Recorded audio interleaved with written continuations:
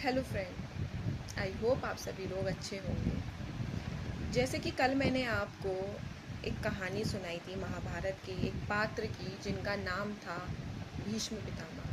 I hope आप सभी ने काफ़ी मुझे अच्छे अच्छे कमेंट्स करे कि काफ़ी अच्छी लगी आप सभी को। और मैंने आपसे बोला भी था कि मैं आपको एक और किरदार की कहानी के बारे में थोड़ी सी झलक डालूँगी जो भी मेरे को काफ़ी इंस्पायर करते हैं। वो कहानी, उनकी कहानी भी मुझे काफ़ी दिल को टच करती है। और उस पर्सनालिटी का नाम है दानवीर कर्ण।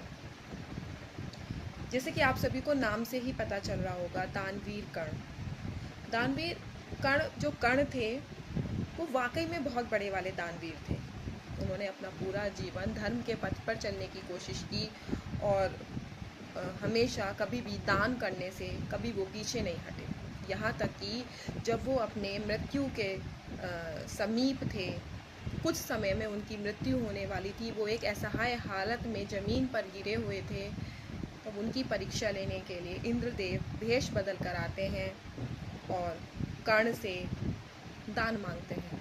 अपने आप को असहाय हालत में पाकर कर्ण को काफ़ी निराशा होती है, लेकिन तभी उनको एक ध्यान आता है कि उनका जो एक मुंह में दांत लगा हुआ है वो सोने का है। वो तभी अपना दांत तोड़ते हैं और इंद्रदेव को दे देते हैं। इंद्रदेव तभी ये देखकर वो अपने असली रूप में आते हैं और काफ़ी प्रसन्न होते हैं कि वाकई में दुनिया सही कहती है कि तुम सच में सबसे बड़े दानवीर हो और आज से तुम्हें कर्ण नहीं, दुनिया दानवीर कर्ण के नाम से जानेगी। कर्ण की जो पूरी जिंदगी थी काफ़ी संघर्षों भरी।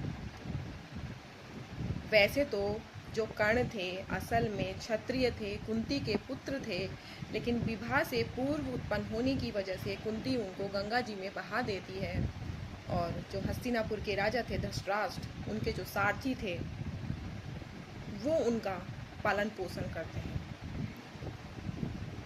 लेकिन जब वो थोड़े बड़े होते हैं कर्ण, तब उनको अंदर से ये फीलिंग आती है कि वो एक क्षत्रिय हैं, वो सूत पुत्र नहीं है। लेकिन दुनिया उनको सूत पुत्र के नाम से ही जानती थी। वो जब भी कोई भी शिक्षा ग्रहण करने के लिए जाते थे किसी के भी आश्रम में, तो उनको सूत पुत्र कह के उनको बाहर निकाल दिया जाता था। कहने को तो उनको द्रोणाचार्य और कृपाचार्य जैसे गुरुओं की शरण मिली, उन्होंने काफ़ी अच्छा उन्हें ज्ञान दिया, काफ़ी अस्त्र शस्त्र विद्या की शिक्षा उनको दी। लेकिन जब कर्ण उनसे थोड़ा ऊपर ब्रह्मास्त्र वगैरह की शिक्षा के लिए उनसे बोलते थे तो वो उनको मना कर देते थे। जब उन्होंने काफ़ी जिद की तो द्रोणाचार्य ने उन्हें अपने आश्रम से निकाल दिया, उन्हें सूत पुत्र कह के कि तुम सूत पुत्र हो, तुमको इतनी शिक्षा नहीं दी जा सकती, जितनी तुम्हारे लायक थी उतनी तुमको दे दी गई है। जबकि द्रोणाचार्य को ये पता था कि जो ये कर्ण है ये वाकई में एक बहुत बड़ा धनुर्धर बन सकता है अगर मैंने इसको शिक्षा दे दी तो, क्योंकि वो जो बाण चलाते थे बिना शिक्षा के वो बहुत उत्तम किस्म का था।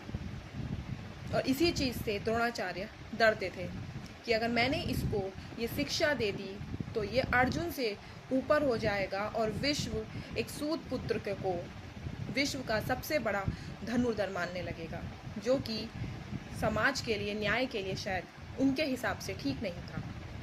इसीलिए वो कर्ण को आश्रम से बाहर निकाल देते हैं।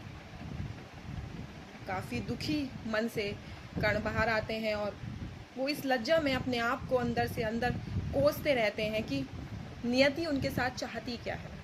अगर वो कुछ ग्रहण करना चाहते हैं तो उन्हें वो क्यों नहीं मिल रहा है। उनके अंदर जिज्ञासा थी, मेहनत थी। तभी उनके दिमाग में एक ख्याल आता है कि मैं इस विश्व के जो सबसे बड़े धनुर्धारी हैं भगवान परशुराम, मैं उनसे जाके शिक्षा लूँगा किसी भी हालत में। और जबकि उन्हें पता था जो परशुराम थे वो ब्राह्मणों को ही शिक्षा देते थे, लेकिन तो उन्होंने अपनी पहचान छुपाकर अपने आप को ब्राह्मण बताकर परशुराम के आश्रम में प्रवेश किया और उनसे धनुर्विद्या की शिक्षा ली, ब्रह्मास्त्र की शिक्षा ली, हर एक वो शिक्षा ली युद्ध में एक इंसान को कौशल बनाती है, एक राजा को कौशल बनाती है। और उन्होंने वो धनुर्धर विद्या में इतने ज़्यादा निपुण हो गए थे कि शायद पूरे विश्व में उन्हें कोई नहीं हरा सकता था। अगर कंपैरिजन किया जाए तो अर्जुन भी नहीं। आज विश्व के सबसे बड़े धनुर्धर में अगर किसी का नाम आता तो वो दानवीर कर्ण का ही था। अब आप देखिए नियति ने कैसा खेल खेला कि दानवीर कर्ण को हटा के अर्जुन को इस विश्व का सबसे बड़ा धनुर्धर साबित किया। और वो क्यों किया वो भी मैं आपको भी बताती हूँ। अब जब कर्ण थे जो थे वो धनुर्विद्या में इतने ज़्यादा निपुण हो गए तो उनकी धनुर्विद्या को के जो चर्चे थे वो इधर उधर सब जगह फैल गए। जो कौरव थे, जो दुर्योधन था, जो कि पांडवों से इतना जलते थे, हर चीज़ में पांडवों के विपक्ष में रहते थे, उनको लगा कि ये जो कर्ण है ये धनुर्विद्या में बहुत उत्तम किस्म का है और ये अर्जुन को हरा सकता है। अगर हम इसे अपनी टीम में ले लें तो हम अर्जुन को हरा सकते हैं और जो हमारी ताकत है वो 4 गुना और बढ़ जाएगी। वो उस कर्ण के बारे में पता लगाते हैं और कर्ण को की हर एक कमी का पता लगाने के बाद वो कर्ण को अंगराज देने का लालच देते हैं। और जो कर्ण थे वो तो उनके अंदर तो बचपन से ही था कि मैं राजा बनूं, मेरे अंदर राजा वाले गुण हैं, मैं क्षत्रिय हूँ। भले ही वो सूतपुत्र थे पर वो कभी अपने आप को सूतपुत्र नहीं मानते थे, क्योंकि उनको अपनी अंतरात्मा से ही ऐसा लगता था कि अगर मैं सूतपुत्र होता तो मेरे अंदर ये धनुर्विद्या इन सबकी कला कौशल की जिज्ञासा क्यों होती। तो वो दुर्योधन के लालच में आ जाते हैं कि मैं चाहे जीवन में कितना भी संघर्ष कर लूँ, शायद मैं किसी राज्य का राजा ना बन पाऊँ क्योंकि मैं सूतपुत्र हूँ, लेकिन यहाँ तो मुझे बिना कुछ मेहनत करे सिर्फ एक संधि करनी है, फ्रेंडशिप करनी है और मैं एक राज्य का एक राज्य का राजा बन जाऊंगा। तो वो दुर्योधन से संधि कर लेते हैं, फ्रेंडशिप कर लेते हैं। फ्रेंडशिप हो जाती है उन दोनों के बीच में। काफ़ी बार वो दुर्योधन को बचाते भी हैं, जिनसे दुर्योधन का जो विश्वास था कर्ण के ऊपर और गहरा हो जाता है। अब मैं आपको एक चीज़ तो बताना भूल ही गई। कर्ण ने भले ही भगवान परशुराम से शिक्षा ली, लेकिन जब बाद में शिक्षा देने के बाद भगवान परशुराम को ये पता चला कि ये ब्राह्मण नहीं, ये तो सूत पुत्र हैं, तो वो उन्हें एक तरह से शाप दे देते हैं कि तूने जो मुझसे ये शिक्षा ली है झूठ बोल के, एक दिन जब तुझे इस विद्या की सबसे ज़्यादा ज़रूरत होगी तभी तू इस विद्या को भूल जाएगा। अब इसमें कर्ण फिर से निराश हो जाते हैं कि मैं कुछ भी अच्छा करना चाहता हूँ, क्यों मेरे साथ बुरा हो जाता है। पर गलत तो किया था, परशुराम से झूठ तो बोला था, पर असल में झूठ नहीं बोला था, उनकी अंतरात्मा ने झूठ नहीं बोला था, पर जो प्रेजेंस थी उस हिसाब से तो वो सूत पुत्र थे ना। खैर छोड़िए, अब शाप भी मिल गया। अब कर्ण एक निपुण धनुर्धर थे, इतने ज़्यादा कि अर्जुन को भी जब ये पता चला तो उनके अंदर भी थोड़ा सा डर था कर्ण को लेके। अब आप देखिए, कर्ण ने अगर देखा जाए तो अपनी इस पूरी ज़िंदगी में सिर्फ अन्याय और सिवाय ताने और इन सब के अलावा कुछ नहीं मिला उनको। फिर भी उनके साथ एंड मोमेंट पे उनकी जो मृत्यु हुई इतनी दर्दनाक हुई और निहत्थे असहाय हालत में हुई, वो भी इसलिए क्योंकि भले ही दानवीर कर्ण एक धर्म के पथ पे चलने वाला इंसान था, लोगों की मदद करना, जहाँ जिसको जिस चीज़ की ज़रूरत है उसको वो चीज़ ला के देना, जो एक राजा के कर्तव्य होते हैं वो उन सबको बहुत अच्छे से निभाते थे, अंगराज के राजा होने के से पहले भी और बाद में भी। लेकिन उनकी एक जो गलती थी वो यही थी कि वो एक धर्म के पथ पे चलने वाले थे, उसके बावजूद भी उन्होंने अधर्मी का साथ दिया। जो कौरव थे वो अधर्मी थे, उन्होंने लालच में आके कौरवों का साथ दिया। और सेम वही सीन जो भीष्म पितामह के साथ हुआ था कि जब द्रौपदी का चीरहरण हो रहा था, उस सभा में दानवीर कर्ण भी थे। उन्हें भी वो अधर्म लग रहा था, लेकिन वो भी अपनी उस फ्रेंडशिप के कारण कि मैंने जो फ्रेंडशिप की है दुर्योधन से, अगर मैं भी खड़ा होकर अगर इसके अगेंस्ट बोलता हूँ तो शायद दुर्योधन मुझसे दोस्ती ना तोड़ दे। वो भी उस दबाव में आके कुछ नहीं बोलते। उस सभा में जो द्रौपदी है उनका चीरहरण हो रहा होता है और वो आंखें बंद करके मुंडी को नीचे करके एक असहाय अपने आप को मानते हुए बैठे रहते हैं। ये उनकी दूसरी सबसे बड़ी गलती थी। कहते हैं ना, जो इंसान अधर्मी होता है वो शुरू से अधर्मी ही होता है, तो भगवान उसको छोड़ देता है कि ये तो अधर्मी है, इसको तो धर्म का ज्ञान ही नहीं है, ये तो पापी है, ये तो एक तरह से उसे बच्चा समझ के छोड़ देता है भगवान। लेकिन जो धर्म का ज्ञान रखता है, जो धर्म के पथ पर चलने वाला होता है, जब वो अज्ञानतावश किसी गलत काम को करता है तो भगवान, जितना बड़ा वो इंसान होगा उतनी बड़ी उसको सजा मिलती है।